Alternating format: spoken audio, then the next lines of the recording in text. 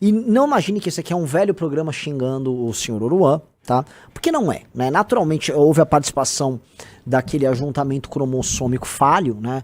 Daquela massa de carbono que foi colocada em conjunto ali de maneira desordenada como um erro do destino, e essa massa de carbono que possui uma certidão de nascimento, CPF, RG, fica andando por aí dando opiniões, né? E boa parte da nossa vida é influenciada pelas opiniões e pelas ações tomadas por massas de carbono do tipo Oruan, né? Não, porque não apenas ele pensa daquela maneira, mas boa parte do Brasil, eu ouso dizer que mais pessoas pensam no Brasil como ele do que como nós, o que explica muito a condição do Brasil. Porque o Brasil, vocês precisam entender, antes de tudo, o Brasil é um país doente.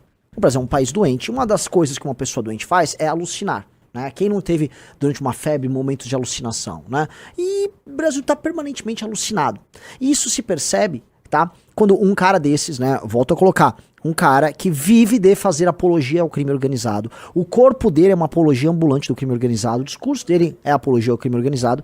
Esse cara ele é entrevistado pelo Cabrini, que já foi um dia um repórter sério. O que ele estava fazendo ontem ali, quer dizer, né, ontem, a entrevista foi antes, mas o que ele estava fazendo ali, pra quem assistiu, foi praticamente propaganda. Ele não fez uma pergunta séria. Ele ficou divulgando o cara e permitiu que o cara ficasse se vitimizando. Não teve nenhuma pergunta adulta, não teve nada, né? Foi patético. E na verdade o outro respondeu de acordo com o que o media training dele passou, né? Vitimização e tal. E isso acontece num contexto em que nós, né, no caso eu, fui atacado por um podcast, aí até o Arthur estava presente, fez uma ótima defesa, né? Contei com um grande advogado ali no caso. Por conta de uma opinião minha sobre o caso Vini Júnior. Eu não vou entrar agora no podcast, tá?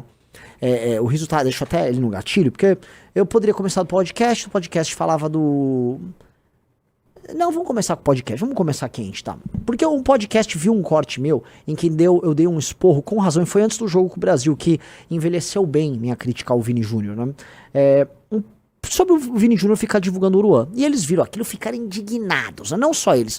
Um corte meu falando nessa live do chorão do Vini Júnior rodou em diversos locais e eu fui alvo de uma série de ataques, tá? Nem comento, porque eu não gosto de ficar falando, mas vieram um monte de pessoas que não conseguem, vamos dizer, escrever em português e tal, me atacar. Eles se definiam como fãs do Vini Júnior e outros eram fãs do Oruan. Eles se juntaram, tentaram derrubar o meu perfil sem sucesso e disseram pra eu tomar cuidado, não sei o quê, que eu sou um vacilão, que eu sou um otário.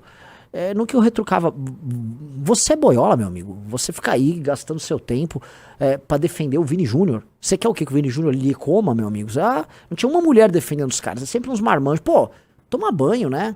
Tem mais o que fazer e realmente, a julgar pelo tipo de conteúdo e tal, eles realmente não tinham muito mais o que fazer. Eles pareciam ser desempregados, eram realmente umas pessoas que não estavam em grandes condições de aumentar a produtividade média do brasileiro.